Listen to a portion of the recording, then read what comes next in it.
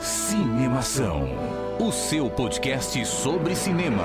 Acesse nosso site cinemação.com. Cinemação.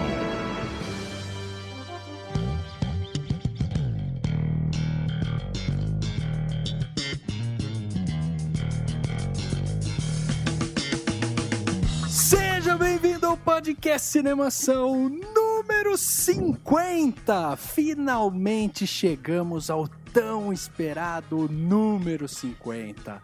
Eu sou Rafael Arinelli e 50 pode parecer um pequeno passo, mas é um salto gigantesco pro Cinemação. Eu sou Daniel Cury e eu descobri há pouco tempo que filme o Isaac Newton teria dirigido se ele pudesse. Filme que o Isaac Newton... Essa é difícil, hein, meu? Deve ser alguma coisa com Newton, Neil... Um corpo que cai.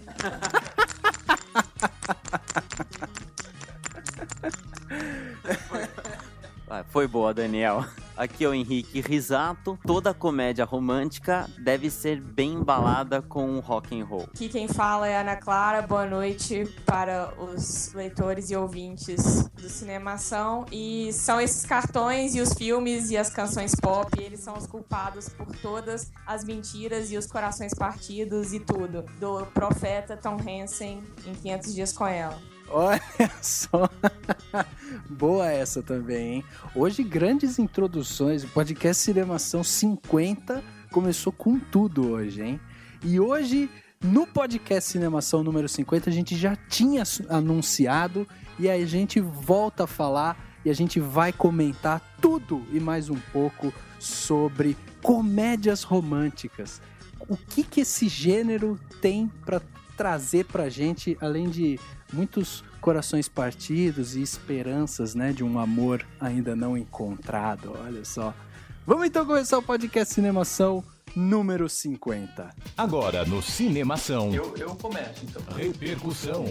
Dessa região. E eu me surpreendi com o filme. Repercutindo o que rolou durante a semana. Repercussão.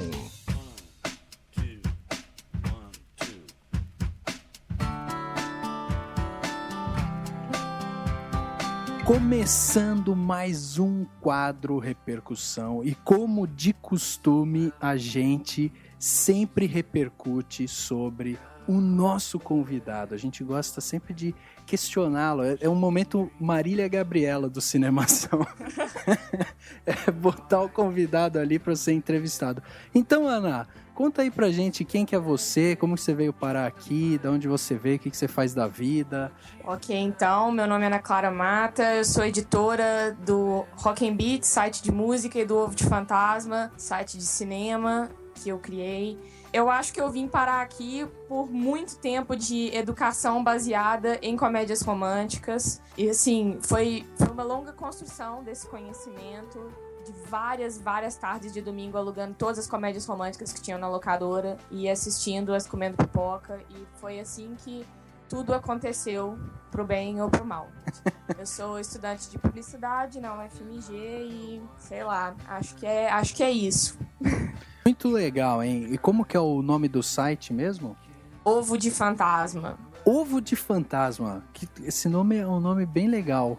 Muito legal mesmo. Da onde que veio? Esse nome, ele veio a partir do subconsciente do meu amigo que fundou o site comigo, Daniel. Ele meio que sonhou que a gente ia montar uma banda cover de Wilco, que é uma banda que os dois adoram, e que a banda chamaria Ovo de Fantasma. Aí quando a gente foi montar um site de cinema, a gente não sabia que nome dar, e um dia eu tava numa exposição de arte e tava lá escrito na parede assim: o que a gente deve amar é o que não é explicável, a gente não pode entender. Aí eu falei, nossa, que é isso?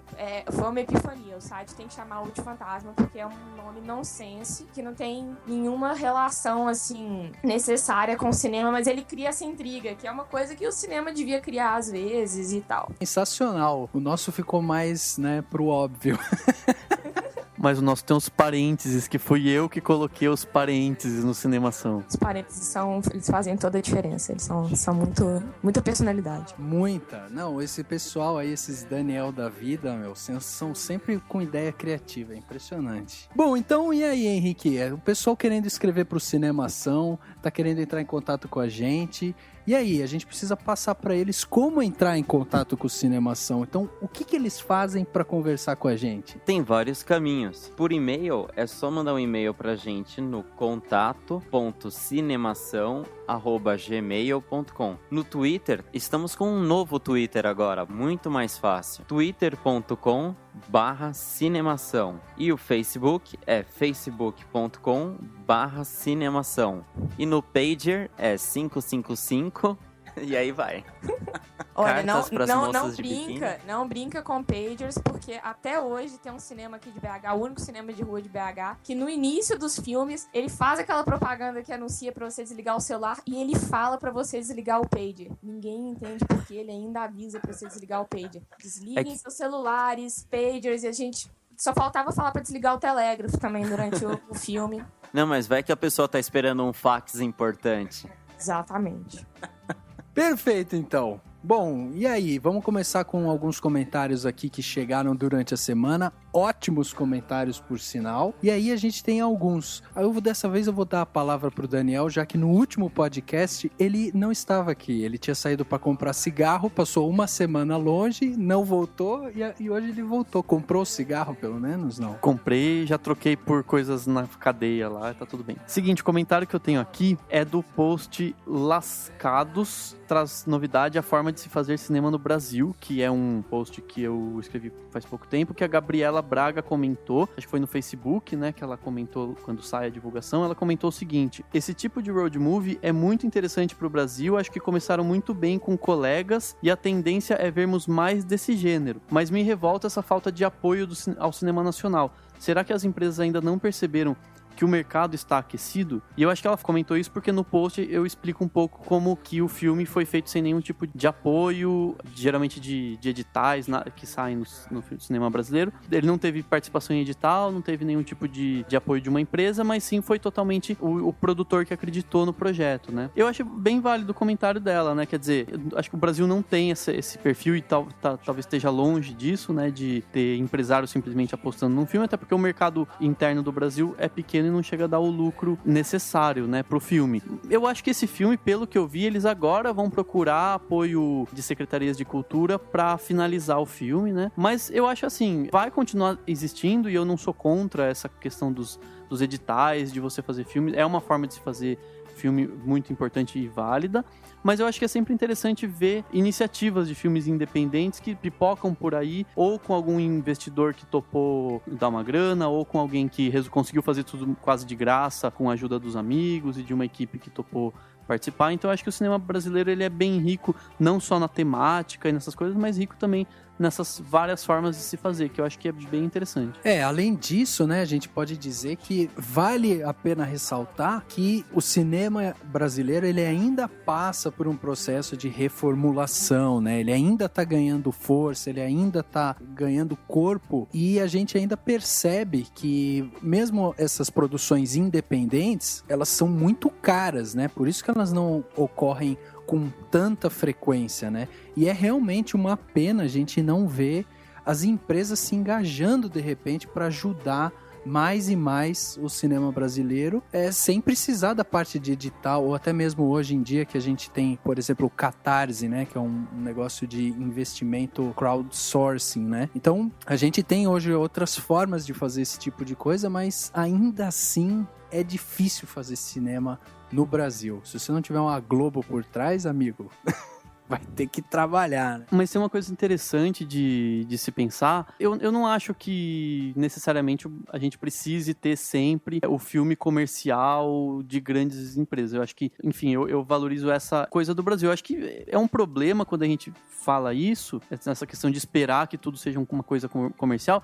É como se a gente quisesse que o cinema brasileiro chegasse a um nível, não necessariamente independente de qualidade, que no Brasil acho que até é melhor em muitos casos, de chegar a um nível semelhante ao comercial que se tem, ao cinema comercial que se tem na Índia, com Bollywood, ou às vezes até Hollywood nos Estados Unidos. E eu não acho que tem que ser assim, e aproveito o gancho para sugerir para todo mundo, para quem ainda não viu, tem um post no Cinemação, que na verdade eu basicamente falei sobre uma reportagem que saiu na TV Brasil e que explica de uma forma sensacional muito do cinema, de como funciona o cinema no Brasil em vários aspectos, inclusive nessa questão dos editais. Então acho legal todo mundo aproveitar para dar um pulo lá e assistir essa reportagem, que é muito boa. Eu acho que uma coisa que tá acontecendo muito é que o cinema brasileiro, ele tá ficando preso em uma dualidade muito... um contraste muito grande entre duas formas de produção. Em um lado, a gente tem o mercado que tá muito aquecido, pelo menos assim, na superfície, é o das comédias feitas com produção principalmente de meios televisivos e de braços cinematográficos de meios televisivos, e que tem essa ligação muito assim, você coloca um grande nome do humor atual da TV e automaticamente você consegue uma credibilidade muito grande para produzir seu filme.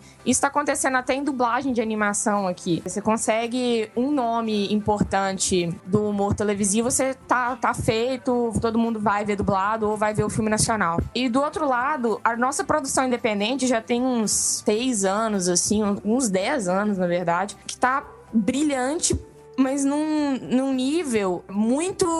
A distribuição, ela é muito ineficaz. Por exemplo, você tem um filme, você consegue um edital, ou senão você consegue financiar ele pelo crowdfunding, mas existe uma preocupação muito pequena de como distribuir esse filme depois. Aí o que acontece? O filme, às vezes, estreia brilhantemente num festival brasileiro, tem vários festivais que têm muito apoio a essa produção de coletivo, esses vários coletivos que tem no Brasil agora e tal, essa parte independente. Você vai, você ganha um prêmio em Tiradentes, você ganha um prêmio em Brasília, você ganha um prêmio em Gramado, e o filme nunca sai no cinema. Nem que seja o quê? Nos cinemas de rua, nos cineclubes. Eles simplesmente não aparecem nunca mais. Então, se você não estava lá naquele festival, naquele momento, você não assiste o filme mais. Aí, quando você vê, o filme às vezes vai parar em festival até europeu e não chega no público brasileiro. Você vê um filme chegando em Locarno, em Cannes, em Berlim, que nem passou por aqui direito, ninguém teve muita chance. Mas esse ano eu acho que teve muito prognóstico bom disso nos documentários. A gente teve 2 casos, e também com som ao redor, é claro, mas a gente teve 2 casos de documentário, que é uma coisa que não é muito popular, e que lotaram o cinema e que conseguiram uma distribuição de verdade, de passar em cinema em todas as capitais, em várias cidades do interior de médio porte, que foi o Helena e o Doméstica, que realmente conseguiram sair desse... que eu acho que esse problema da distribuição é o que mais falta, esse apoio da indústria, porque fazer o filme, é legal fazer o filme fora do esquema de... A gente não precisa de virar uma indústria, a gente não precisa de virar uma máquina igual é uma Hollywood, igual é uma Bollywood, essas coisas. Mas não existe cinema sem distribuição, porque senão ninguém vai ver o filme. Você vai fazer o filme para ser visto por 40 pessoas num festival e acabar. E é interessante ver essas coisas, Ana. Também muita gente critica os filmes de Hollywood e a forma como eles são distribuídos no Brasil, como se fossem uma espécie de... causando problemas, né, para a distribuição dos filmes brasileiros e até a divisão do público, mas eu já vi muita gente comentando que no Brasil, muita gente critica, fala que o cinema brasileiro causa...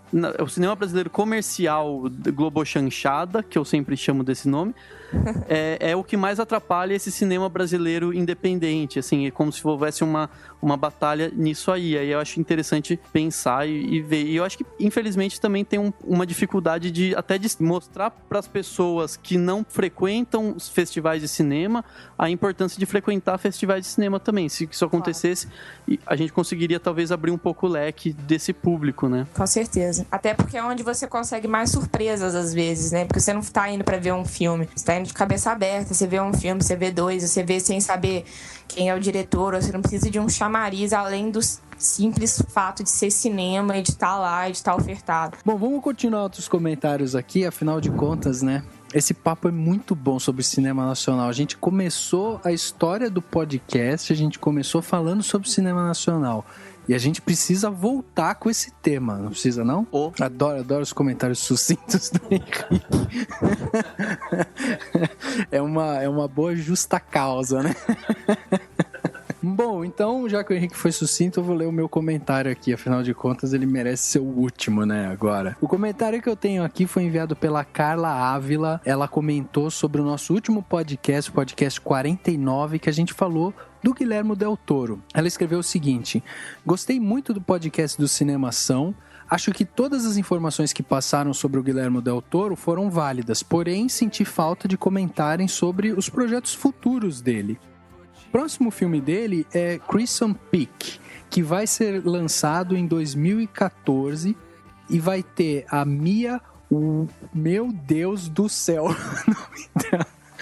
Mia Wasikowska, Benedict Cumberbatch e a Jessica Chastain. Um bom elenco, né? Bom, ela falou sobre esse filme, então, que é o próximo filme do Guilherme Del Toro. É legal a gente dizer que, justamente, no último podcast, a gente não falou sobre os projetos futuros dele, né? Mas esse filme, que é um filme que vai ser lançado no ano que vem, é um filme que ele é um romance, né? Um terror, romance, assim, uma mistura, aliás, bem peculiar, né? Um filme ser terror e romance, né? E ele vai contar a história de alguns fantasmas e tal, e o filme vai se passar inteiro dentro de uma casa mal assombrada. A gente pode dizer que o Guilherme Del Toro, ele vai voltar um pouco aí às suas origens, já que ele gosta muito dessa coisa assim, mais sombria e tal, né? Essas histórias assim, um pouco, não vou dizer... Aqui tá vindo na minha cabeça só a palavra menor, por causa do Pacific Rim. Mas não é menor, ele gosta muito dessa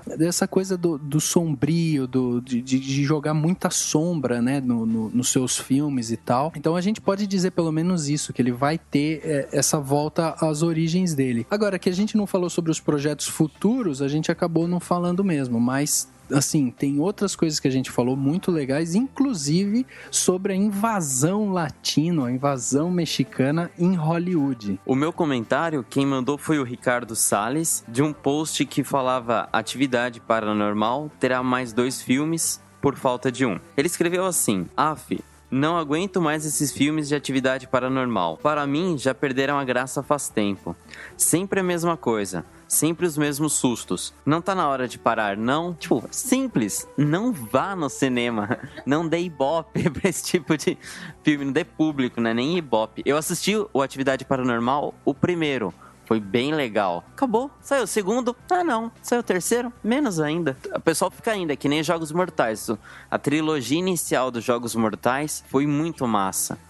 Do 4 até o, 10º, talvez, horrível. Eu também nunca mais assisti o Atividade Paranormal depois do primeiro e, não me fez falta. Só que é um tipo de filme que é muito barato, né? Então, o povo vai ficar fazendo enquanto tiver público, porque essa é a vantagem, aliás, que Hollywood, de uma maneira geral, tem sempre pontos que estão fazendo isso agora, pegando filmes muito baratos e aproveitando a exaustão porque é lucrativo, né? Então... No mundo do terror não é nem um pouco novidade você pegar uma fórmula que dá certo uma vez na bilheteria e fazer umas 50 variações disso. Você pegar todos... Sexta-feira 13, é assim, não vai parar. É uma completa ilusão acreditar. Sinceramente, depois que abriram um parque de diversões de Jogos Mortais na Europa, eu percebi que, assim, o limite da franquia de terror que faz sucesso não existe. Ele realmente não existe. Se as pessoas estão dispostas a pagar até um parque de diversões de Jogos Mortais, eles nunca vão parar de fazer filme. Nunca. Muito menos. Daqui a pouco eles podem fazer Atividade Paranormal também, né? Um quarto que você entra, você cochila lá e de repente as coisas começam a mexer, alguma coisa te puxa o pé. E não adianta a gente falar que não vai assistir, né? Porque a gente não é o público dele. Tipo, o público já tá formado e vai pro parque de diversões do Atividade Paranormal se for preciso, né? Exatamente.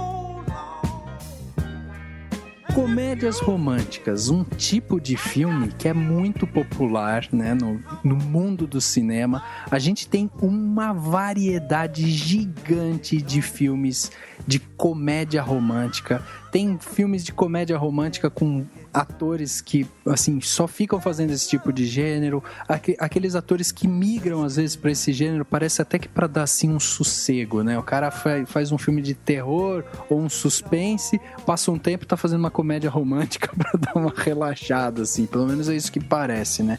Mas eu queria começar esse papo sobre comédia romântica fazendo uma pergunta aqui pra vocês. Qual que é a diferença? Lógico que a gente tem a diferença entre comédia romântica e romance já no próprio nome, né? Que é a comédia. Só que existe, eu vejo pelo menos alguns filmes que eles têm uma linha muito tênue entre o romance, aquele romance mais clássico, assim, sabe, de sofrimento mesmo, e a comédia romântica, que ela não é uma comédia escrachada.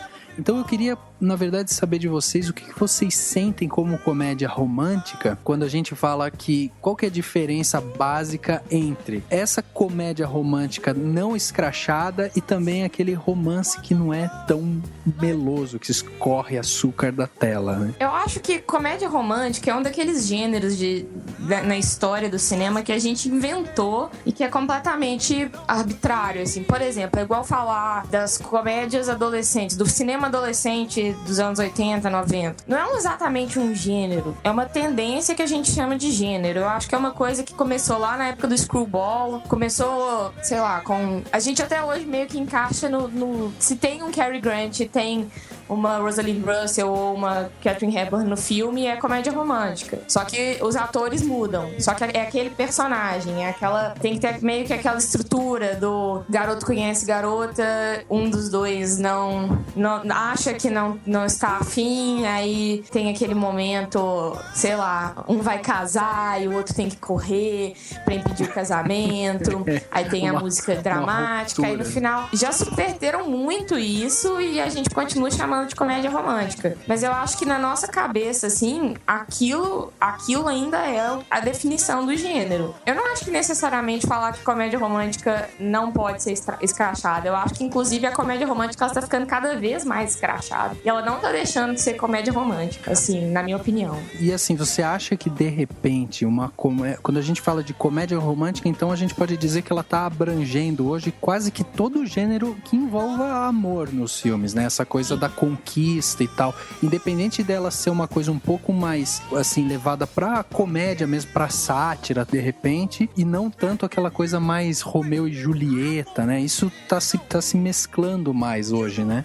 Eu acho que a gente, talvez assim, a origem da comédia romântica, ela já foi um pouco ácida, um pouco irônica, um pouco cínica, assim. É engraçado porque é um gênero tão adocicado, um gênero tão, assim, vamos alimentar a esperança do público. Inclusive tem uma frase que eu até guardei aqui, porque eu acho essa frase sensacional, de uma pesquisa da Academia Britânica de Psicoterapia, um cara chamado Philip Hodgson. Ele falou assim: nós precisamos de viver através das histórias que nos ajudam a lidar com realidades duras. O idealismo tem seu papel. Ele pode nos convencer que, não importando o nosso azar e a nossa besteira, existe alguém para nós por aí. E você sabia? Existe. Ande por um shopping e você vê os casais mais curiosos. Nós todos precisamos de esperança nas nossas vidas. E Hollywood é uma mercadora de esperança. Eu acho que tem muito esse fator de, por mais que a Hollywood seja uma mercadora de esperanças, o que ela é, inclusive essa pesquisa ela era sobre os efeitos negativos de assistir comédia romântica na vida amorosa das pessoas, que foi meio que comprovado por uma universidade aí, dessas universidades que ficam pesquisando coisa à toa. Mas se você pensar desde a origem das comédias românticas, o que eu falei do Screwball, Não Precisa de Escândalo, Cúpido é um Moleque Teimoso, Jejum de Amor, e principalmente depois do Billy Wilder, sempre foi uma coisa um pouco ácida. Eu acho que a comédia romântica, ela não chega a ser um drama, óbvio, porque ela te faz rir. Ela te faz rir com essas coisas, com esses golpes que acontecem num relacionamento. Mas ela não suaviza esses golpes necessariamente. Ela propõe uma visão muito... Eu não sei, eu vou ter a empáfia aqui de dizer que comédias românticas, elas são mais realistas do que romances. Porque romances tem essa coisa desse furor do destino. A comédia romântica, ela pode até ter isso, mas ela tem muitos percalços no caminho e muitos encontros, piadas e, sei lá, tropeços.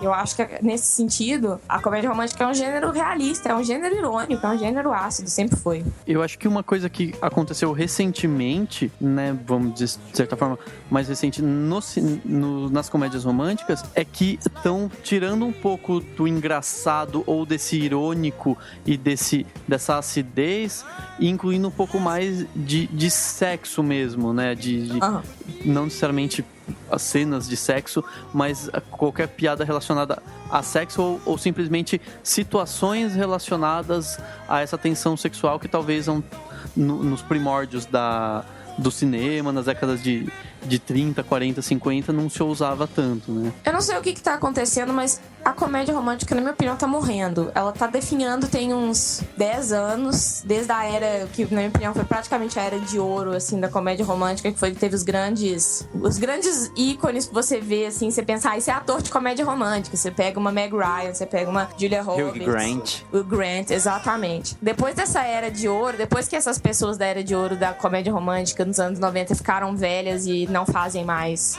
pelo menos não com a eficiência que faziam filmes desse gênero, eu acho que ela tá morrendo porque ela tá confusa entre dois lados.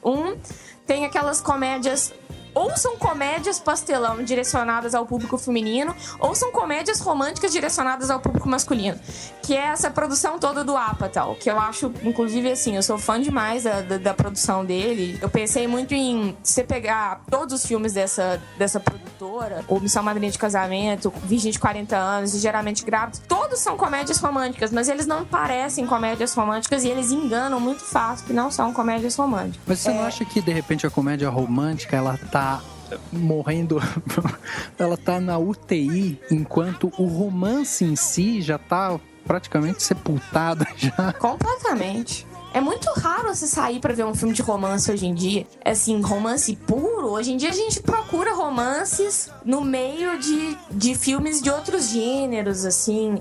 A gente torce pelos casais das aventuras, pelos casais dos filmes de ficção, pelos casais dos filmes de drama. É muito... Sabia qual que é o único lugar, na minha opinião, que o filme de romance ainda existe e ainda respira? É no filme de época. É no filme que retoma, sei lá, Jane Austen, Luana Karenina desse ano, que é o filme de romance que quase que fala assim, né? Tá, então já que hoje em dia tá difícil fazer um filme de romance, vamos olhar pra época que o mundo era romântico e fazer uns filminhos, assim, pra agradar os que ainda anseiam, assim, por esse tipo de coisa mais épica de história de amor. Porque hoje em dia, realmente, a coisa diminuiu de escala. Hoje em dia, o quê? Um filme romântico. Qual que é o filme romântico? Eu até citei já aqui, 500 Dias com Ela é o anti-filme romântico. Eu acho que ali foi meio que a morte do filme romântico, a morte da comédia romântica. É meio que o momento que, como se fosse o somatório de tudo. Tipo, o somatório de tudo produziu aquilo. Produziu o Tom Hanks, produziu a mentalidade do Tom Hanks.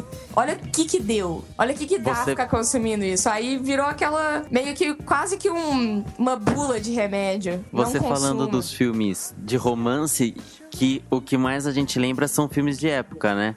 E o que a gente pensa, Razão e Sensibilidade, Orgulho e Preconceito são, tipo, grandes exponenciais, né? Você estava falando isso antes de você cair, Ana, nessa parte dos filmes de época que mantém o romance atualmente.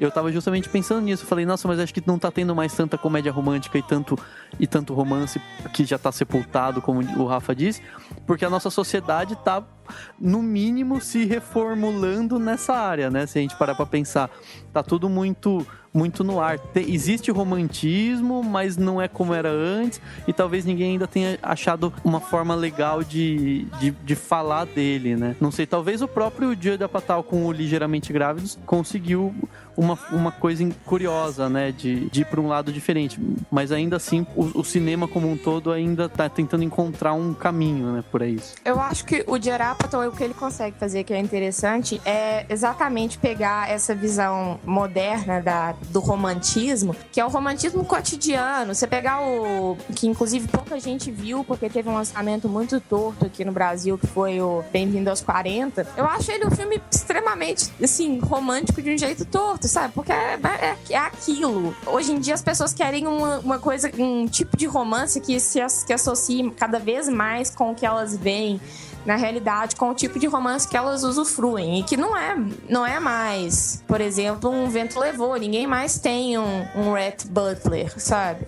Então, eu acho que, assim, óbvio que tem, casos existem, como disse o pesquisador lá da Inglaterra e tal. Mas eu acho que tem, e o Judd Apatow consegue fazer isso de um jeito que não é endurecido, não é assim, então a gente não acredita mais em amor, então vamos fazer um filme quase, assim, niilista em relação ao amor. Não, ele faz um filme super de coração, só que é um filme de coração pros tempos modernos. O que eu acho interessante também, que eu tava pensando aqui no meio do raciocínio, que é meio uma digressão, existe uma franquia de sucesso de filme de romance, que é romance, não é drama nem comédia romântica, e que é contemporâneo. E ela acabou de sair do cinema, que foi a trilogia do Before, do Richard Linklater. Que, se você pensar, é a coisa que a gente menos consegue imaginar que faria sucesso na sociedade hoje. Porque é ver um casal conversando e construindo um relacionamento de um jeito, assim, lento. E porque hoje em dia existe esse imediatismo de filmes de 80 minutos que, sei lá, o casal já fica junto no trailer, assim. Exatamente. E esse é um casal que demorou e que todo mundo curtiu acompanhar a construção deles, até um ponto que eu conheço gente que lida como se eles fossem pessoas reais, ficam tristes quando não, mas a Celine ficou chata, não, mas... É uma trilogia que foca basicamente no diálogo deles ali, né? Exatamente. Justamente na parte na construção mesmo, né? Como que esse casal vai ser feito. E ali em si, no filme em si, a gente não tem esse traço da comédia. A gente pode justamente dizer que é um romance puro, né? Exatamente. E você estava falando justamente sobre essa parte de romance, da parte clássica, e me veio na mente o Ana Karenina, que é um filme que também foi lançado no começo desse ano, em março.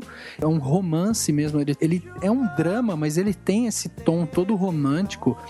E na hora me veio na cabeça que, na verdade, eu acho que o que está acontecendo no cinema é que eles estão começando a embutir o romance dentro de ação, dentro de drama, dentro de suspense. Aí me veio na cabeça na hora o tipo Transformers, sabe? Você vai assistir Transformers, é um filme gigantesco, é um filme totalmente voltado para ação, tecnologia e não sei o quê.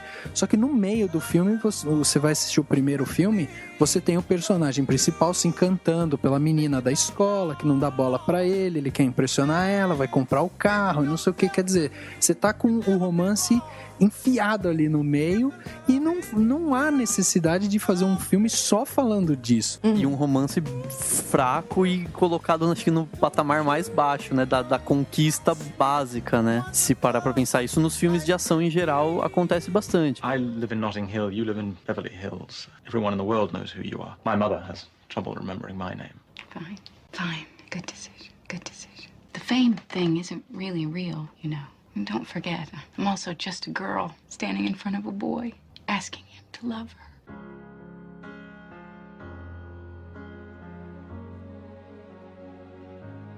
Não sei, eu tava pensando aqui, eu lembrei de um filme de comédia romântica brasileiro que eu gostei. Não acho que é um filme sensacional, mas é um filme que eu gostei, que é O Malu de Bicicleta. É um filme com Marcelo Serrado, bem de boinha, assim, mas eu gostei.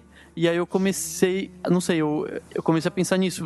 Vai sempre ter pontos de comédia romântica, e eu acho que a gente vive um momento em que a comédia romântica tá meio que um pouquinho na corda bamba, se equilibrando, mas ela consegue se despontar em alguns momentos, não grandes momentos, grandes bilheterias ou grandes resultados de crítica, grandes coisas que explodem tanto, mas que tem alguns filminhos que podem, às vezes, acalentar o coração um pouquinho, assim, que foi um pouco Malu de Bicicleta. Eu gostei quando assisti, achei divertido. Uma comédia romântica brasileira que eu acho, assim, espetacular e que é exatamente um Antes do Pôr do Sol com comédia, é o Apenas um Fim, do Matheus Souza, que é assim, é uma conversa, seria teoricamente um drama, não tem um final feliz, desculpa pelo spoiler, mas porque comédia romântica não precisa de ter final feliz, tem várias. Se tem mais de uma semana, já não é spoiler. Verdade. Que critériozinho. Calma. Eu não sei direito, assim, coisa de estreia. Então já pode falar do casal de Pacific Rim ou não? Não pode. Então, Pacific Rim, daqui a pouco eu já vou falar do final já. Não, tem que ser uma semana depois que saiu do cinema, pelo menos, né? Verdade, eu acho uma regra mais justa, assim. Mas Apenas o Fim é um filme que também constrói base de diálogo, mas o diálogo é muito mais espertinho, assim, moderno e cheio de piada interna de... Assim, tipo, você prefere Transformers ou Godard? Tem comentários, assim, de cultura pop e ele é uma... Porque, pra você pensar, a produção de comédia romântica e não só comédia escrachada com algum casal, é rara no Brasil. Pelo menos, assim, com qualidade, ela é bem rara. Não consigo lembrar de muitos exemplos. O Brasil tá engatinhando em vários, né? Em vários gêneros, assim. Como a gente leu nos comentários aqui, falando justamente dos road movies, né? Também é um gênero que a gente teve aí chamou a atenção o Colegas, por ser um filme que falava sobre deficiência e tal, e era um road movie, e agora a gente tá chegando com outro filme de road movie, mas assim, ainda tá engatinhando muito em vários gêneros. Eu queria aqui ressaltar o Cameron Crowe, que pra mim é um dos diretores que eu mais gosto, e ele faz muito essa parte de comédia romântica. Eu diria até que ele faz uma parte de comédia, de romance, de drama e principalmente o gênero família também, né? Pra mim tem 2 filmes dele que chamam muito a atenção, que eu encaixaria na parte de comédia romântica, talvez com um gênero assim, talvez não com aquela comédia tão forte e tal, mas com traços sutis de comédia. E eu vou dizer esses 2 filmes. O primeiro é Tudo Acontece em Elizabethtown. É um filme que, eu gostei pra caramba, assim, gosto muito da narrativa do filme, gosto muito do roteiro, dos personagens. E ele fez também Compramos um Zoológico, que eu já falei no podcast várias vezes desse filme, mas são 2 filmes que mexem muito com essa parte de drama familiar, mas que justamente coloca o romance como num primeiro plano. Eu acho que porque ele trata o romance não só como um romance homem-mulher, mas o romance como a relação humana, né? O amor entre as pessoas. Então a relação entre pai e filho, entre um novo amor, entre os filhos em si. Então é um diretor que me chama a atenção muito, justamente por ele ter esse traço, né? E não ser aquela comédia romântica tão forte. O Cameron Crowe, eu até tenho dificuldade de associar ele com comédia romântica. Eu não coloquei ele na minha listinha aqui, sendo que é um dos meus diretores contemporâneos favoritos. Porque eu choro tanto nos filmes dele que eu não consigo, assim, pensar em comédia. Mas eu lembro que eu ri, assim. Mas é porque geralmente é uma porcentagem de tempo tão grande que eu passo chorando que é difícil associar. Mas eu acho que se me pedissem pra elencar minhas cenas de comédia romântica favoritas, assim, top 10, talvez, com certeza a conversa de telefone de Elizabethtown estaria, porque, sério, 2 pessoas em 2 estados diferentes conversando no telefone a noite inteira e decidirem no meio da conversa que elas vão encontrar no meio do caminho entre os 2 estados e pegar a estrada e continuar no telefone. Aquilo ali é o cúmulo do... Como que é? Hollywood é uma mercadora de esperanças, assim, porque aquilo é romântico demais. Você tá falando da minha vida aqui? Tipo, eu em São Paulo, ela em Belo Horizonte por coincidência, só que a gente não tá no celular, a gente tá no Skype, né? Agora? Agora não, senão ela me mata. A gente tá falando com você, gravando via Skype. Mas com certeza, madrugada, passaremos assim, conversando, cada um num estado. Ou seja, ainda existe o romantismo no mundo. Aí tem uma pergunta que você tava falando justamente sobre essa coisa romântica, né? E eu tinha até anotado aqui pra jogar a pergunta pro podcast pra vocês responderem. A comédia romântica em si, ela escancara talvez algum tipo de necessidade humana? Eu digo assim, por que é que filmes de comédia romântica eles são tão adocicados? As pessoas gostam daquilo. Por que elas se identificam tanto? Há uma necessidade de ver justamente algo que a gente gostaria que acontecesse conosco? Como que vocês veem isso? Eu acho que mais do que algo que a gente gostaria que acontecesse conosco, eu acho que tem muito de uma projeção de coisas que aconteceram conosco, de histórias de amor passadas. Gente, é o mesmo motivo que se você pegar o MP3 player de qualquer pessoa, você vai pegar uma pelo menos, assim, vou fazer uma aposta exagerada, pelo menos metade das músicas do MP3 de qualquer pessoa fala sobre amor em algum momento.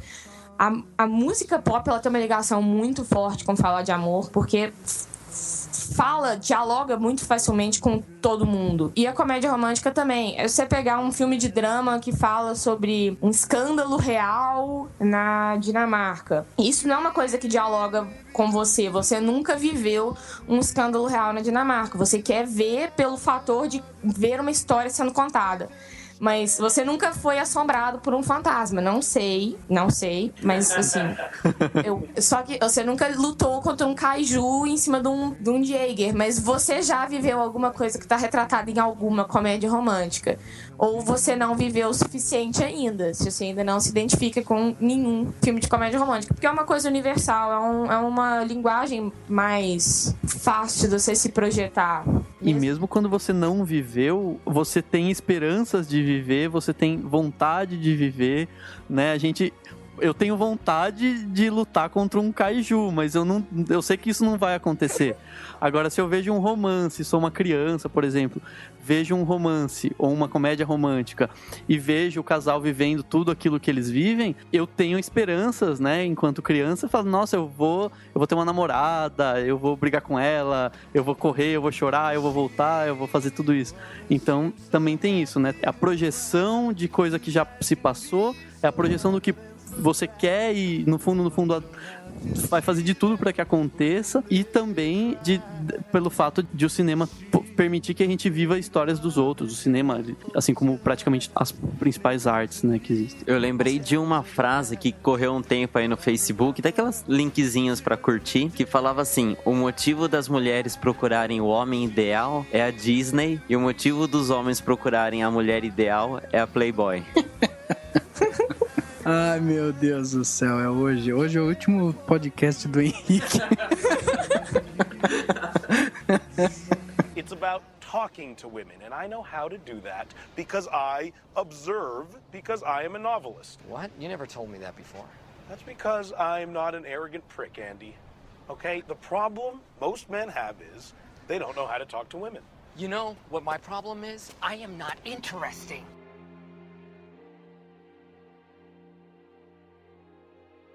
Eu queria saber o que vocês acham de atores. Vamos entrar na parte um pouco de atores aqui. Vamos falar um pouco sobre alguns atores que ficaram marcados dentro desse gênero. Eu sei já quem que o Henrique vai puxar aqui, mas eu quero começar antes com o Adam Sandler. Ele fez alguns filmes... Jesus. Pois é, ele fez alguns filmes... Eu fiz uma careta aqui olhando pro Rafael e você, Jesus, deu fio só, ela concorda. Ele fez alguns filmes justamente que são classificados como comédias românticas, e justamente filmes fracos, né? Mas ele ficou muito marcado por estar inserido dentro desse gênero, né? Então, assim, é um ator que tem lampejos de talento, assim, mas a maioria dos filmes dele, ele mantém sempre o mesmo tipo de personagem, com o mesmo tipo de piada, né? Vocês percebem isso em mais algum ator ou atriz, né? Olha, confissão, assim, escabrosa. Eu odeio o Adam Sandler, assim, isso não é a parte da confissão, porque isso é uma coisa que a gente já parte do pressuposto. Mentira, um dia desse eu descobri que tem 18 pessoas no meu Facebook que curtiram o Adam Sandler, eu vou procurar todas elas. A questão é, eu tenho como um guilty pleasure muito profundo como se fosse a primeira vez. Mas é porque o carisma da Drew Barrymore é tão grande que ela consegue, assim, digamos que transborda pra ele. Ele fica com um pouco de carisma refletido. Ela consegue, porque ele, pra mim, é uma bolha humana. Ele não tem nenhum carisma, nenhum timing. E olha que, assim, eu acho que dessa safra de humor dele, saída do Saturday Night Live, ele é o único que eu não consigo gostar, porque eu acho o Will Ferrell um gênio. Inclusive, ele tem alguns casos de comédia romântica. O Steve Carell também. O Steve Carell, inclusive, esteve uma das últimas boas comédias românticas, que foi aquela com o Ryan Gosling. Eu esqueço o nome daquela comédia o tempo inteiro. Crazy Stupid Love. Que são atores de comédia escrachada, e que fazem o papel do galã de comédia romântica super bem, de um jeito super divertido. Mas... veste bem neles, né? Veste, o Adam Sandler, além de tudo, tudo, o cara é feio ali. O problema é você tentar, assim... você tem que forçar muito a barra pra acreditar que a pessoa tá gostando do Adam Sandler, né? É um momento muito obscuro da vida de uma atriz, assim, ser o interesse romântico do Adam Sandler e se interessar de volta, né? Exatamente. Você falou do Steve Carell, que é um dos atores que eu gosto muito, assim, passei a gostar muito dele por causa do seriado do The Office. Sim. E um dos filmes que eu gostei muito dele, que pra mim... Eu até colocaria aí como comédia romântica também, que é aquele filme Procura-se um Amigo para o Final do Mundo, né? É uma comédia romântica da mesma categoria do Cameron Crowe, que você chora muito mais do que ri, mas exatamente. Eu concordo. Mas ele veste bem esse galã de comédia romântica. Justamente o sofredor, o cara que vai atrás do amor, que sofre assim, situações inusitadas pra chegar naquilo, né? Por exemplo, tem uma também que eu não entendo por que a crítica malha tanto o filme, porque malha muito, que é o Danny in Real Life, que o nome é Eu, Meu Irmão e a Nossa Namorada, aquele título lindo de Sessão da Tarde que colocaram no filme, mas que ele também faz nesse filme, na minha opinião, um ótimo leading man de comédia romântica, e é um filme que eu acho super bonitinho e tem momentos engraçados, mas ele é um filme bem doce e bem sincero, assim. Eu acho o Steve Carell um coringa de Hollywood, e eu acho que ele tinha que estar sendo mais utilizado. Eu tava revendo algumas cenas de Pequena Miss Sunshine um dia desses, e ele é sensacional com drama também, além de ser um comediante brilhante, porque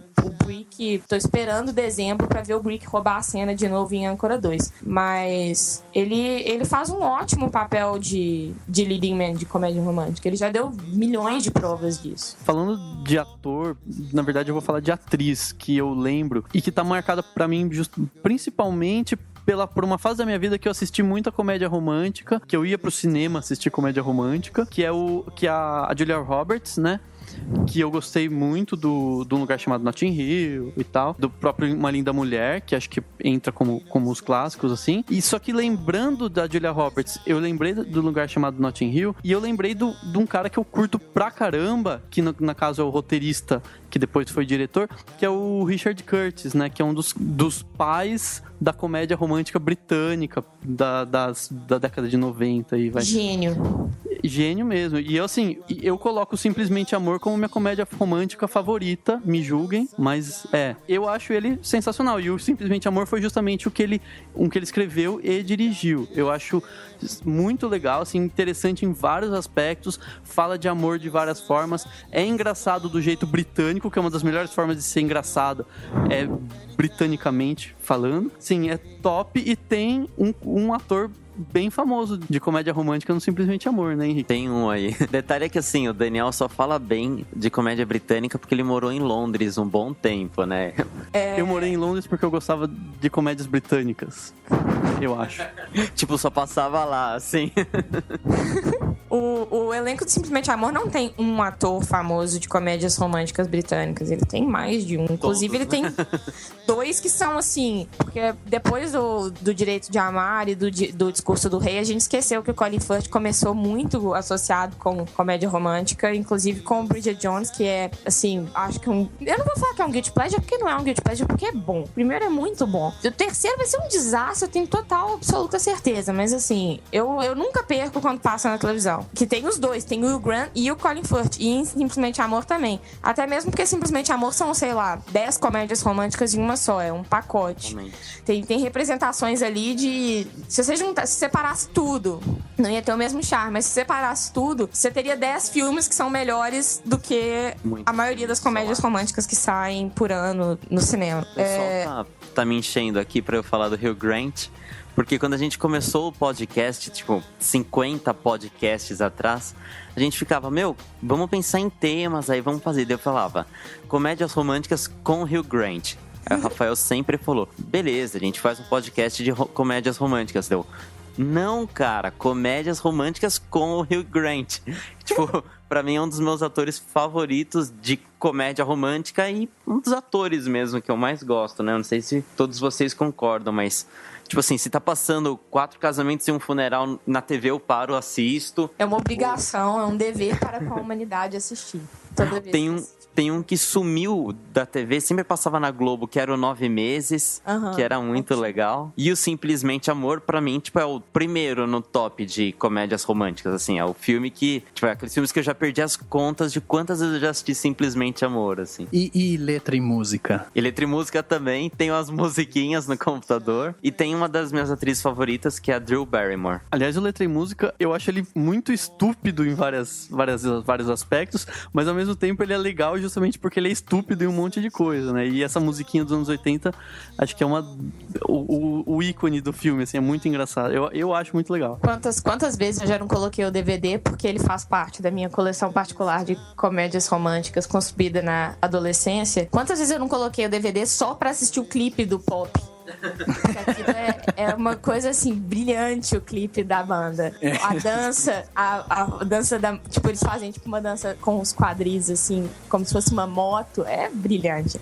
Uma coisa que eu tava pensando aqui é que eu acho que muito desse fracasso da comédia romântica pós 2000 e, sei lá, 10 tem a ver com essa tipo assim, a gente não tem mais um referencial dos queridinhos do gênero de ator. Se você pensar em toda a história da comédia romântica, as mulheres que sempre foram as queridinhas da América e que faziam as comédias românticas. A gente teve Katharine Hepburn, Marilyn Monroe, Audrey Hepburn. Aí veio o Woody Allen colocando a Diane Keaton. As comédias românticas adolescentes dos anos 80, a Molly Ringwald. Aí veio anos 90, a Meg Ryan, que fez uma tríplice coroa de filmes de comédia romântica dos anos 90, que é Harry Sally, Sintonia de Amor e Mensagem Pra Você. E o meu favorito é Mensagem Pra Você desses três, que é o que ninguém dá a mínima, mas eu acho, assim, tem o final mais lindo das comédias românticas até hoje. A hora que você falou, eu pensei, Mensagem Pra Você também, que é um dos meus filmes favoritos. É lindo aquele filme, pelo amor de Deus. E a Julia Roberts. E agora? Quem é? Nenhuma tentativa de formar uma queridinha de comédia romântica de Hollywood atual deu certo. A gente pode pensar nos fracassos mais óbvios, por exemplo, a Katherine Heigl, que saiu de Grey's Anatomy, saiu da televisão pra tentar ser a queridinha das comédias românticas e só fez desastre desde que tentou fazer isso. Fez o Ligeiramente Grávidos, que ela fala que ela não gosta, que é uma coisa que é inexplicável, que é o único filme bom que ela fez, e depois foi só descida. Quem seria a nova face da comédia romântica? Tanto a mulher quanto o homem. Não tem mais. É verdade. A gente, talvez até justamente a decadência do gênero se dê justamente pela decadência dos próprios atores, né? O próprio Hugh Grant, a filmografia quase que inteira dele é filmes de comédia romântica. O cara fez, tipo, você fez 50 filmes, 50 foram comédias românticas, um ou outro ele faz um drama e tal, mas talvez também esteja muito linkado justamente a essa diversidade também que a gente vê, principalmente no mercado cinematográfico geral, né? A gente vê que os atores hoje, eles estão migrando muito de área, né? Então mesmo o cara que fez um filme de drama hoje, pesado e tal, amanhã tá fazendo uma comédia, depois tá fazendo um terror. Eles não estão mais se linkando a um gênero só, né? Um dos exemplos que eu tenho, assim, de cabeça é o próprio Robert De Niro, que é um ator super já conceituado, um ator que fez vários filmes policiais, de suspense e tal, e hoje em dia, na carreira dele, ele migra muito, ele vai pra comédia, aí ele faz um filme de suspense, daí ele volta pra um outro filme, então não existe mais aquela identidade, vou assistir um filme do Robert De Niro porque tem o Robert De Niro e eu sei que ele é bom em tal coisa, né? Ele inclusive criou, eu utilizo um verbo pra definir o que tá acontecendo, que é o denirizar. Que tem vários atores que estão denirizando depois que o De Niro denirizou. Que é o quê? É assim, sério. Eu deniro, tu deniras, ele denira. Exatamente, mas sério, isso é uma atitude que tá acontecendo, é uma epidemia, na verdade. Que primeiro veio o De Niro e a Diane Keaton, que assim, resolveram enterrar a carreira em comédia de segundo calão, assim, fazendo 500 por ano. Tem hora que sai filme... Antigamente, um filme do De Niro no cinema era um evento ao qual você tinha que comparecer. Hoje em dia é uma coisa que você tem medo. Porque tem muita chance do negócio ser esquisito. Às vezes sai esse filme do De Niro no cinema, sai do cinema e você nem sabia que tava em cartaz. Que é esses atores que migram desses gêneros mais dramáticos, mais densos, direto pra comédia romântica de terceira idade. Que, inclusive, me leva a pensar em uma diretora que virou meio que o sinônimo disso, que é a Nancy Meyers, que adora ajudar na denirização das pessoas. Ela deniriza todo mundo. Ela fez isso com Jack Nicholson, que já também partiu. Inclusive, não tinha pensado nisso. Jack Nicholson, ele pode até ter denirizado com Alguém Tem Que Ceder. Mas ele fez uma das melhores comédias românticas dos anos 90, sendo que ele é um ator que não tem cara de comédia romântica, não tem perfil, que é Melhor é Impossível, que é espetacular, que é engraçado, é dramático e é romântico de um jeito completamente atípico. É um filme sensacional. Mas sério, é muito sério essa coisa da denirização. Tá criando uma aula da terceira idade de novas... Daqui a pouco tá chegando a Meg Ryan e o Grant. Vai ter a vez deles também. Eles podem... Dá a impressão que eles estão meio que jogando pro alto, né? Cansei de tudo isso, vou fazer isso aqui que dá uma graninha mesmo, não dá muito esforço e tal. Dá essa impressão mesmo, sei lá. Tem um pessoal que trabalha comigo que usa a expressão projeto véia louca. Elas falam que o sonho delas é serem véias loucas. Quando fica véia, vai ficar louca e vai ter motivo pra dizer que ficou louco porque ficou véia. Então, às vezes, talvez eles tenham feito isso, né? Tipo, projeto velho louco. Vou fazer esses filmes, tô nem aí porque vão falar de mim. Já tenho minha carreira, já entrei pra história do meu jeito. De repente é isso, né? Só isso explica o Al Pacino em Jack e Jill. Verdade. Eu tive um sonho engraçado. Conta. Não é nada demais. Conta, pô. Não é nada, juro, eu quero não é nada saber. demais. Conta o seu sonho, não custa nada, tá? Eu sei que tinha um urso de pelúcia gigante invadindo a cidade e tal, e ele soltava fogo pela boca, tinha uns raios, era meio doido. Sério? Aham. Era o seu sonho? Era. E aí ele veio me atacar. Era mal, assim, era um urso? Era mal, bem mal. Tipo, ele veio invadir tudo. Não era um macaco, não? Porque se for um macaco, eu conheço essa história. Não, é um urso. Não é uma piada, é meu sonho. Tá. E aí ele vinha me atacar, na hora que ele vinha me atacar, você chegava num cavalo branco. Mentira, essa parte é mentira, você tá inventando. Eu não tô inventando. Eu falei que não tinha nada demais no sonho. Eu chegava num cavalo branco? Chegava num cavalo branco, Tá, e não era pequeno não, era daqueles enormes. Eu não consigo me imaginar num cavalo branco, mas tá, continua. Não, era isso, eu acordei. O sonho acabou aí. Acabou? Você vai acabar na melhor parte? Como é que eu mato? Então eu escolho agora. Eu quero saber o final.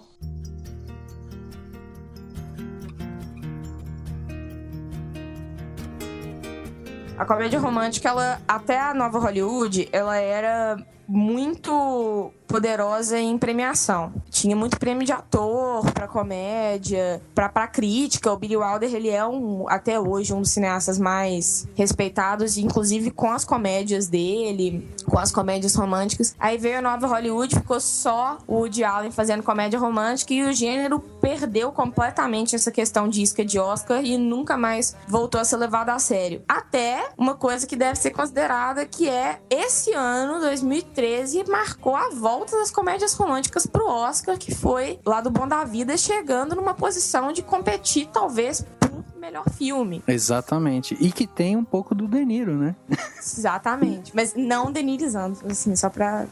que ali ele tá muito bom. E que foi um fenômeno que talvez possa significar que a comédia romântica tá voltando, pode ser um revival. Eu ia ficar feliz. A gente tava falando de atores, né, e atrizes que ficam bem em comédia romântica. Eu lembrei de um ator também que eu gosto. Falaram pra eu comentar sobre ele hoje, que é o Mark Ruffalo. E eu pensei em 2 filmes que eu gosto bastante. Que o primeiro é o De Repente 30, que, tipo, é muito engraçado, assim, é bem aqueles, tipo, feitiço do tempo, né? A personagem, de repente, se vê adulta. E Se Fosse Verdade, com a Reese Witherspoon, que casa com a história que a gente tava falando dos fantasmas, né? E eu lembrei de é uma minha consideração final sobre comédias românticas em 2 palavras. Casamento grego. De nada. Bom, acho que a gente pode tentar, então, para finalizar esse papo de comédias românticas, acho que a gente pode tentar fazer aí pelo menos, vamos citar aí pelo menos uns 2 filmes para as pessoas assistirem, então. Assista esse filme, que esse filme aqui, é comédia romântica. A gente pode tentar fazer isso, né? Vamos comprar o desafio? Eu já vou dizer aqui que os meus 2 filmes são justamente os filmes que fizeram a Ana chorar. que é Tudo Acontece em Elizabethtown e Compramos um Zoológico. São 2 filmes que, assim, eu considero fenomenais, adoro o diretor, adoro o roteiro do filme, a narrativa, então eu já coloco os 2 do mesmo diretor e quem assistir vai ver semelhança, obviamente vai ver semelhança em tudo, porque tem o dedo dele lá e a gente consegue perceber essa linearidade dele nos filmes. Então vale muito a pena ver. Você não vai rir tanto, talvez você chore mais, mas são 2 filmes assim que me marcaram muito pelo lado humano, por ser um filme assim que te traz um pouco, te traz pra perto do filme. O filme te abraça, te acolhe, e isso é uma coisa que eu gosto muito nos filmes. Agora eu queria saber de vocês, alguns filmes aí, vamos lá. Eu vou tentar sair um pouco do circuito no primeiro que eu vou sugerir, que é Beijos Roubados, do Truffaut, que não é um filme que muita gente percebe como comédia romântica, e também ninguém pensa muito em comédias românticas no cinema clássico europeu, mas que é um filme divertidíssimo. O Jean-Pierre Léaud talvez planta para muito herói de comédia romântica independente atual. Ele é o desajeitado, meio mulherengo e conquistador, mas assim, completamente inapto para isso. E que é muito interessante, tá? Até por ser uma comédia romântica autobiográfica do Truffaut, que não é uma coisa muito tão comum assim. Agora saindo do inesperado pro completamente esperado, que é Mensagem pra Você, da Nora Ephron. Eu acho que é um filme... Primeiro, por ele ser um filme do amor moderno, do amor que começa na internet. É uma atualização da ideia A Loja da Esquina, do Lubitsch, que era de carta. Mas agora, o mais engraçado é que, assim, falar, nossa, A Mensagem pra Você é um filme super atual. É um filme atual no qual os personagens ficam mandando e-mails na internet de escada da AOL. Mas é muito o esquema que a gente vive hoje de gostar de alguém pelo que a pessoa fala, pela construção meio à distância, assim. E porque quando você, ouvinte, vê a última cena e escutar o Don't Cry Shop Girl, se você não ficar pelo menos assim um pouquinho abalado, emocionado, né? Você pode me mandar uma mensagem falando que eu retiro o que eu disse, mas eu acho que emociona todo mundo. Não, esse filme, você até comentou que as pessoas não dão tanta atenção pra ele, mas pra mim tá com certeza no top 5 de comédias românticas, assim. Primeiro pelo Tom Hanks, que eu já sou fã dele de carteirinha. E a Meg Ryan, que é, assim, é um dos símbolos justamente da comédia romântica. Então, você junta os 2 e eles têm ainda essa coisa que, na verdade, eu acho esse filme muito engraçado no sentido de que ele tem uma dualidade ali, né? Quer dizer, a distância é o que aproxima os 2, enquanto o que faz eles estarem perto é o que distancia, né? Eu acho isso muito interessante no filme. É bem legal. E justamente, esse filme é genial. Eu tô contigo nessa, hein? Além do meu primeiro lugar ir pro Simplesmente Amor, por vários motivos, por ter muitas histórias, né? Enfim, por ter toda essa construção legal, por ter a Emma Thompson, que eu sou fã dela, enfim, por ter a Keira Knightley. A Keira Knightley. Eu sabia que eu só ia lembrar se alguém me lembrasse. O cara que faz a serenata é o Rick Grimes, do The Walking Dead. Verdade. Tá bom, enfim. Bom, então vamos lá, Simplesmente Amor.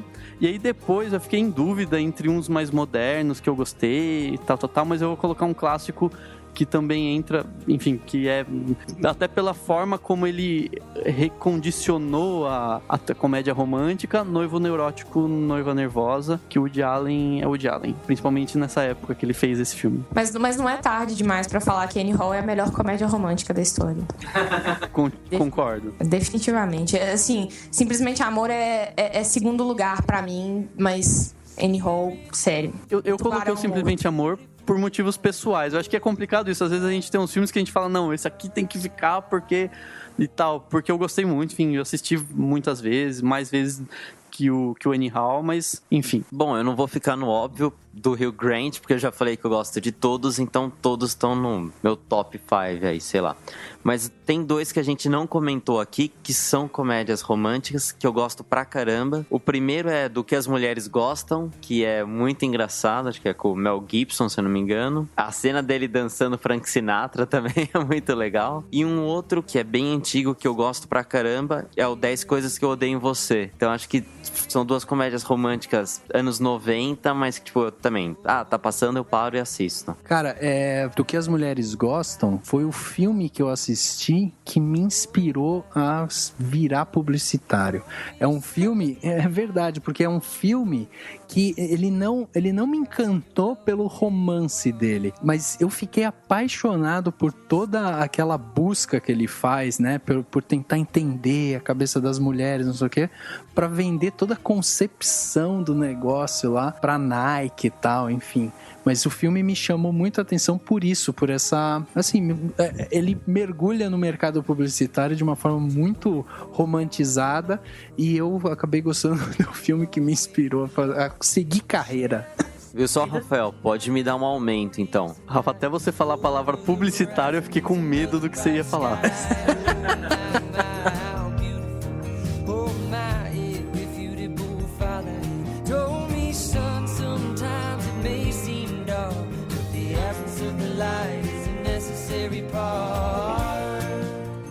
Checando os detalhes, conferindo cada frame, de olho no que importa pra você. Plano Detalhe. Agora, no Cinemação.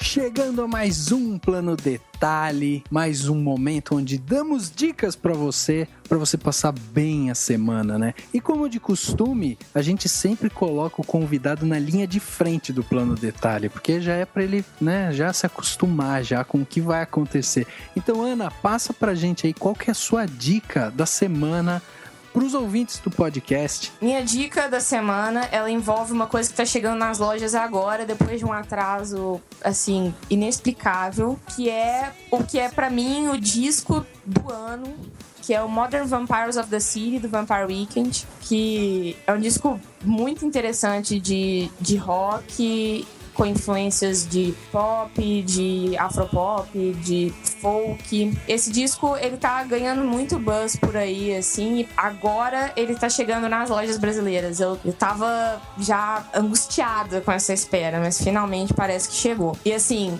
escute se você quer saber, quando chegarem as listas de melhores do ano, qual que é aquele disco que tá em primeiro lugar de todas as listas, porque é muito provável que vai estar em muita lista de muita publicação de música. E só que toma cuidado, porque tem 4 meses que esse disco basicamente saiu e ainda não enjoei, e eu ainda escuto ele basicamente todo dia. Então toma, assim, se você não tiver com tempo pra ficar escutando o mesmo disco por 4 meses, eu até retiro a minha dica. Mas se você quiser um disco muito bom de 2013, esse é o disco. É melhor que o Show das Poderosas? Olha, o disco da Anitta não é bom. Sim, eu escutei.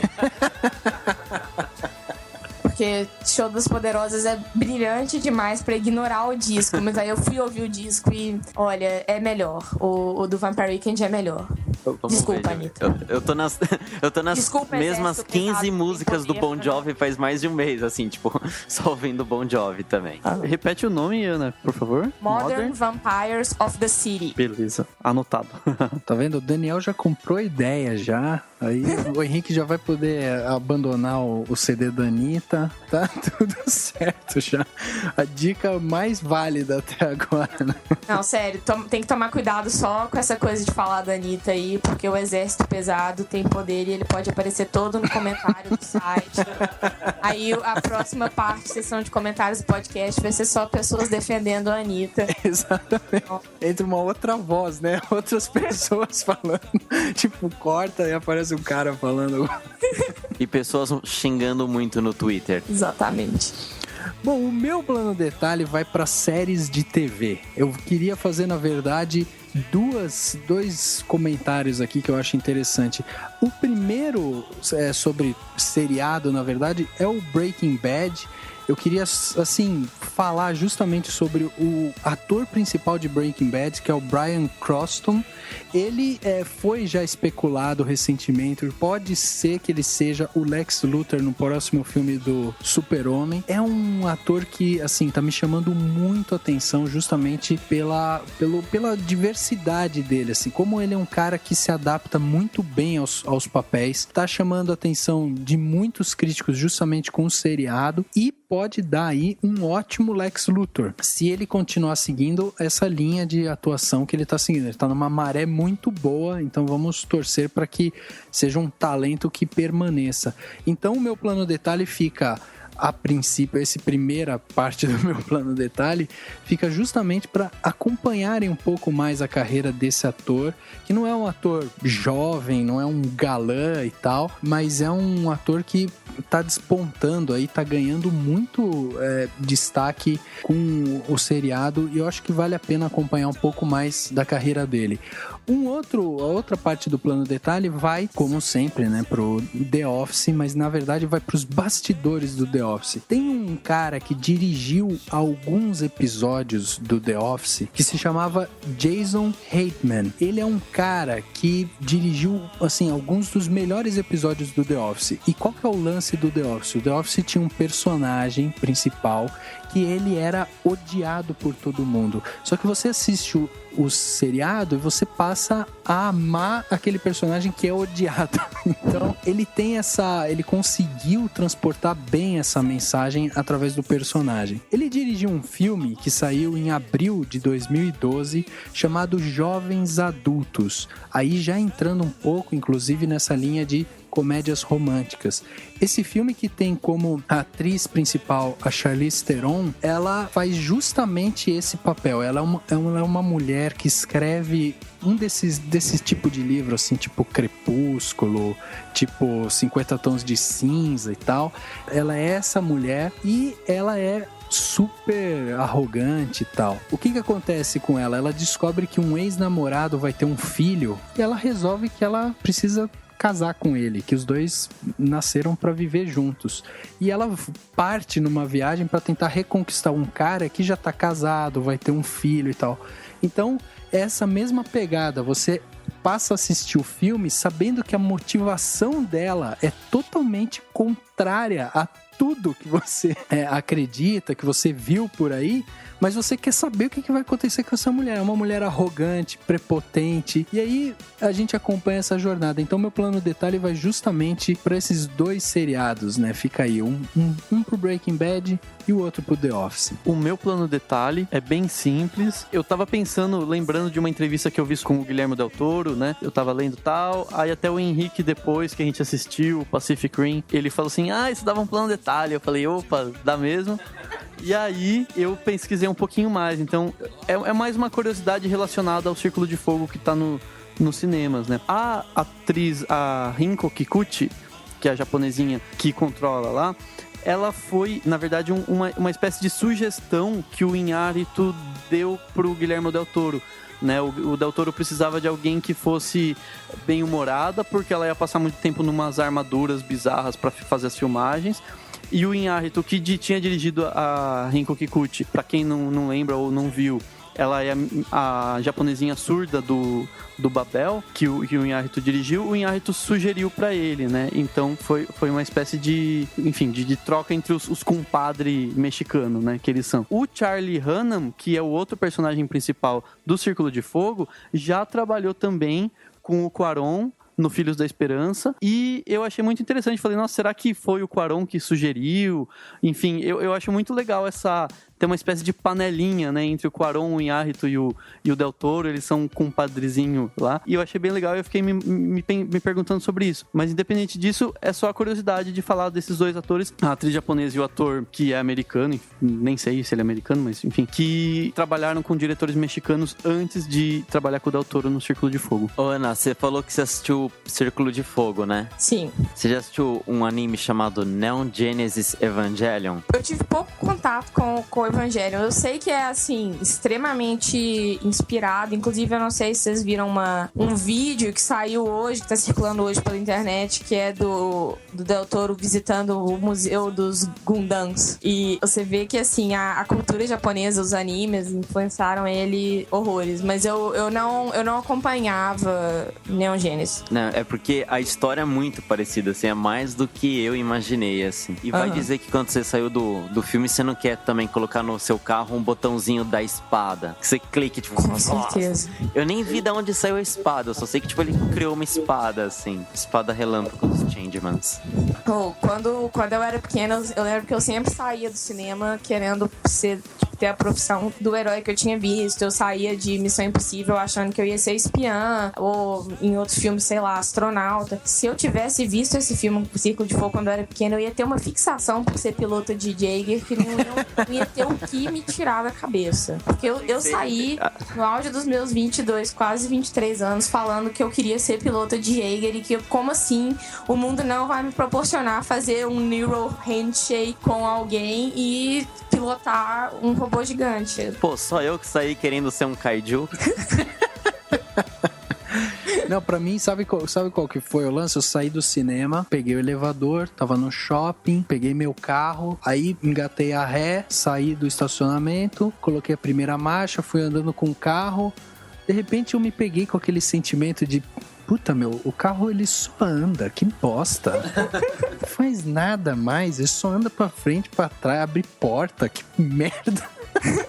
Nota mental, no Natal, pedir o Gypsy Danger.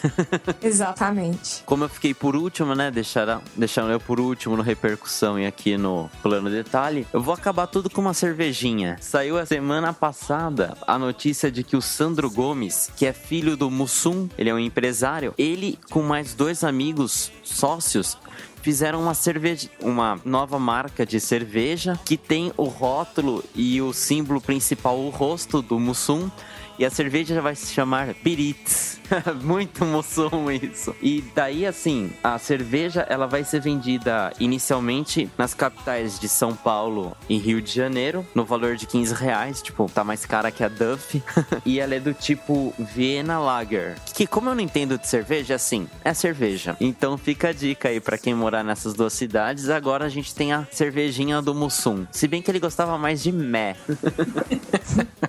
Inclusive, se a gente quiser, a gente poderia sugerir para as pessoas assistirem jovens adultos tomando o Biritz e escutando o disco que a Ana falou.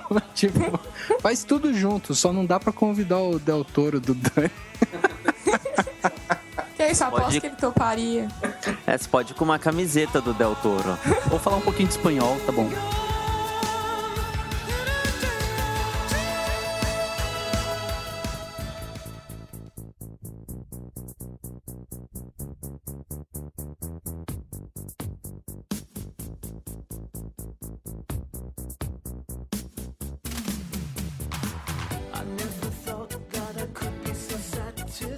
Chegando ao final de mais um podcast agora, finalmente, o podcast Cinemação número 50. A gente demorou só 49 episódios pra chegar aqui. Isso daí, cara, foi uma vida. Ninguém sabe o trabalho que dá isso daqui. Mas foi um trabalho que tá sendo recompensado. Agora a gente tá fazendo aí, ó. Sempre tem convidado novo, quadros diferentes. Tem sempre alguma coisa nova no Cinemação, no podcast. Então, o podcast Cinemação número 50 só veio pra brindar ainda mais tudo isso que tá acontecendo com a gente, esse crescimento, essas coisas que estão vindo.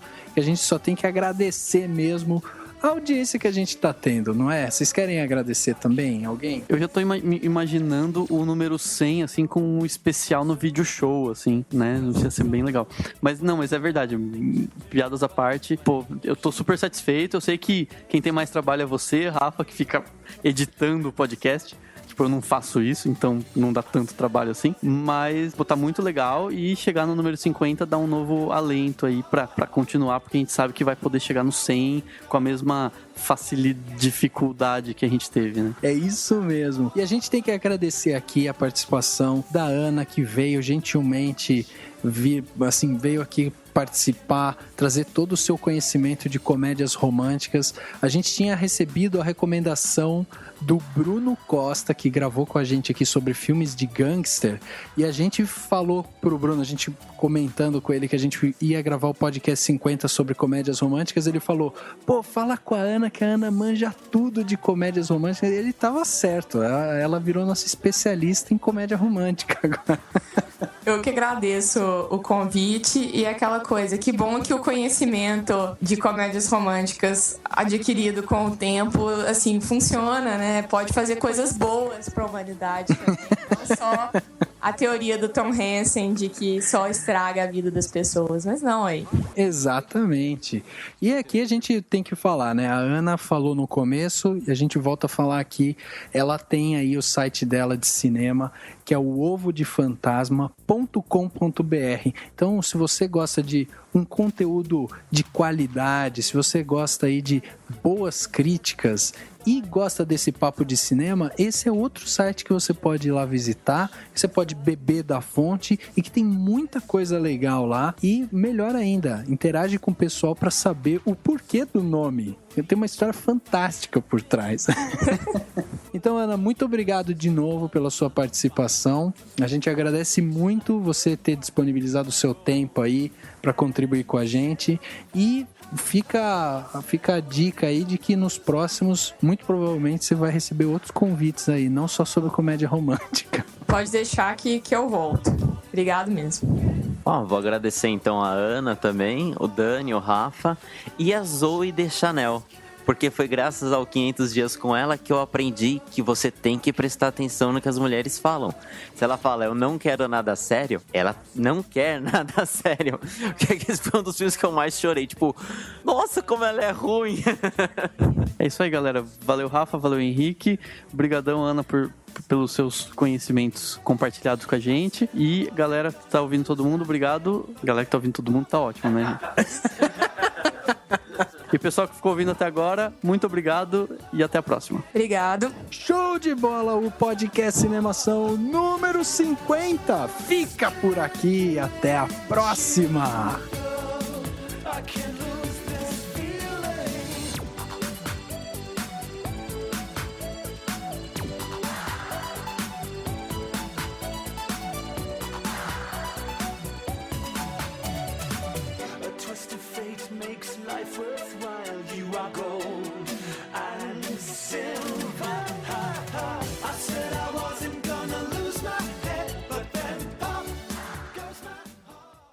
Ação. O próximo filme dele é o Christian Peck.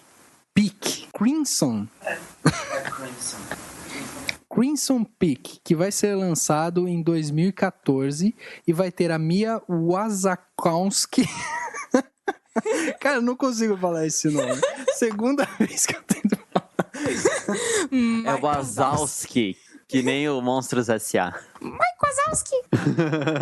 Mia Wasikowska, Benedict Cumberbatch e Jessica Chastain. Olha como eu tô chique. Beleza, próxima vez o Daniel vai ler todos os nomes difíceis aqui.